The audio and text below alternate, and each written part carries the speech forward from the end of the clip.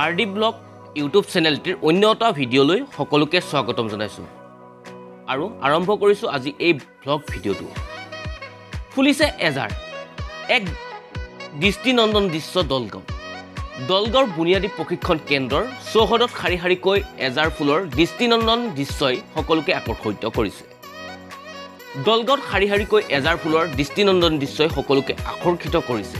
বেগুনীয়া ৰঙৰ এজাৰ ফুলৰ ভৰি পৰিছে দলগাঁৱৰ বুনিয়াদী প্ৰশিক্ষণ কেন্দ্ৰৰ চৌহদত। প্ৰশিক্ষণ কেন্দ্ৰটোৰ চৌহদত ফুলা এজাৰ ফুলৰ সুবাসত মতলীয়া কৰি তুলিছে প্ৰতিগৰাকী প্ৰকৃতিপ্ৰেমী। প্ৰকৃতিৰ নিজ নিজ সৌন্দৰ্য সম্ভাৰে ধাৰ বুকুত ৰঙীন কৰি তোলা বসন্ত ঋতুৱে এজাৰ ফুলা আৰু অধিক অপৰূপ কৰি তোলে। চৌদিশৰ বেগুনীয়া এজাৰৰ হাঁহিত কোনোৱে যদি চেলফি উঠিছে, আন কোনোৱে একো প্ৰেমৰ কবিতা লিখিছে।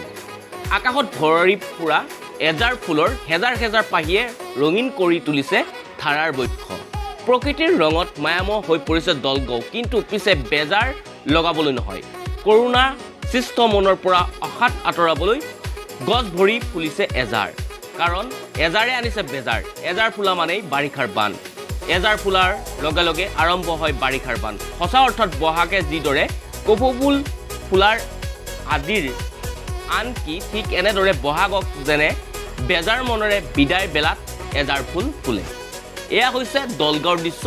দলগাঁও বুনিয়াদী প্ৰশিক্ষণ কেন্দ্ৰত শাৰী শাৰীকৈ এনেকৈ এজাৰ ফুল ফুলিছে, এক দৃষ্টিনন্দন আকৰ্ষিত কৰিছে সকলো প্ৰকৃতিপ্ৰেমীক।